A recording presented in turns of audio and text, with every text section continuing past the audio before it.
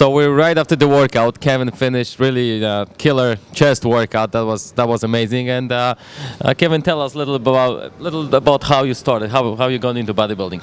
Oh, definitely. When I was a little kid, probably around, I would say, 9 and 10 years old, I used to constantly watch my father weight train, and he had a phenomenal physique. His nickname was Superman, and I used to admire the physique that he had.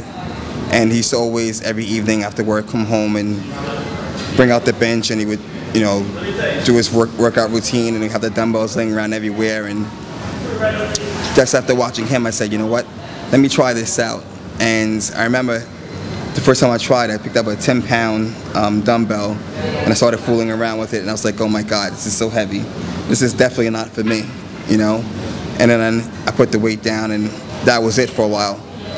And then about 2 years later, I saw my first bodybuilding magazine, and I couldn't believe how big the guys were in the magazine. It just totally blew my mind.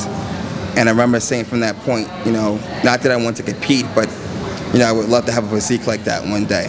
And that's what I kept putting in my head. And I remember I had just started dating this young girl, and I went to her house, and we were looking through the magazine, and the mom came by, and she's like, oh my gosh, you know, look at these bodies. And she's like, why are you looking at this?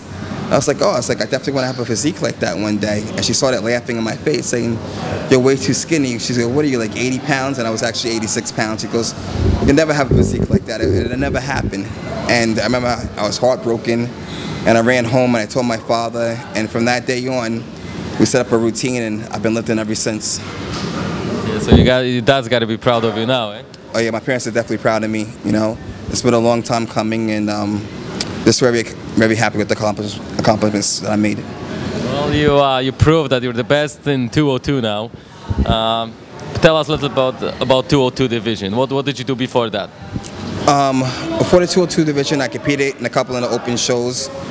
In New York, it was at that time called Night of the Champions, and I turned pro. Let me just backtrack. I turned pro as a middleweight in '98, and my first competition I did in '96, which was the novice and open Atlantic States. In the novice division, I won my class in the overall title, and then I came in second in the open.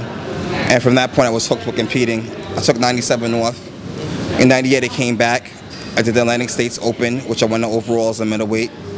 From there, I went to the Junior Nationals. I won the overall in my weight class as a middleweight. Then the same year, I went to the Nationals, and I won my weight class as a middleweight and turned pro. And from that point on, I took a few years off. I came back, and I just had the conception in my head that I had to get bigger, bigger, bigger, bigger, bigger. And I tried in my earlier competitions coming in too big, and I wasn't conditioned enough, so I didn't fare as well. And now, luckily, we have the 202 division, so I don't have to worry about trying to come in around 250. I can come down to that weight division, and my symmetry is very nice and pleasing. And also, I do pack a lot of muscle for my size, which I'm happy for. Yeah, like this division opened doors for so many good guys. Like, I mean, like what you just said, you don't have to go so much, you don't have to gain so much weight, and you still can have a good career in the sport and you know, and be Mr. Olympia, basically. Yeah, you know, I definitely think the powers that be, Jim Mannion, for bringing this 202 weight class into play. You know, it gives a lot of opportunities to the guys who will never be able to compete at a heavier weight.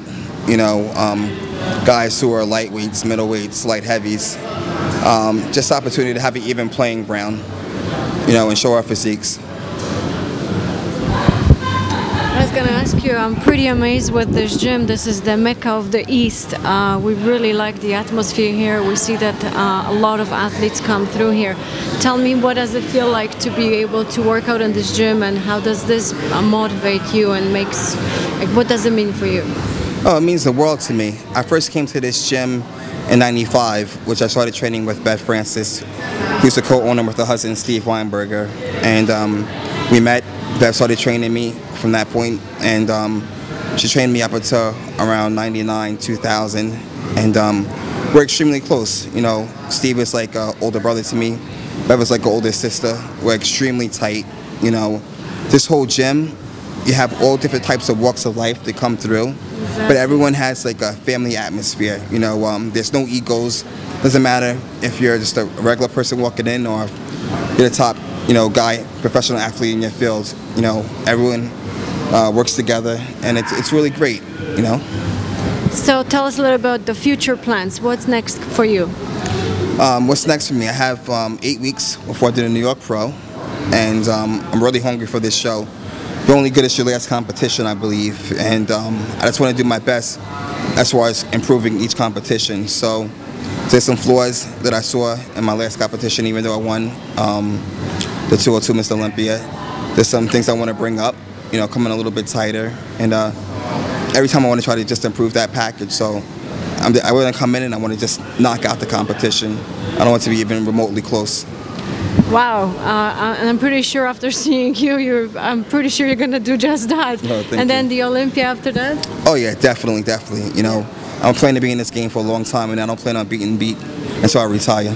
So what happens after a New York Pro? Do you put a little bit weight back on and then get down to the Olympia, or are you going to keep, how does it work for you? Unfortunately, it's so weird. I used to wrestle for many years, from practically 4th grade to my senior year in high school. When I graduated high school, I graduated weighing 112. And throughout my whole career, I've been always trying to just pack on weight, pack on weight, pack on weight. And now it's come to the point where it's so easy for me to gain weight. I can easily be 270, 280, no problem whatsoever. And I've been trying to keep my weight down to around 260 before coming back down to 202. But as far as keeping my weight like a little bit lower, like 230, 240, it's just extremely hard now. Okay. Because I do put muscle on really fast. Okay, so you're gonna get some weight back and then come down for the Olympics? Yeah, this time because it's a lot shorter period that I had before the New York Pro and the 202 Showdown. So I probably just keep my weight, try to keep it roughly around 250. Okay. So I'm not killing myself to get back down. Okay. Well, thank you so much for this day. It was really cool training with you, seeing the gym, seeing what you do, and telling about your story. And we wish you good luck, and I'm sure you're going to do really well. Thank you. I appreciate the opportunity, and it's very nice meeting you guys. Nice meeting you too. Thanks a lot. Thank you.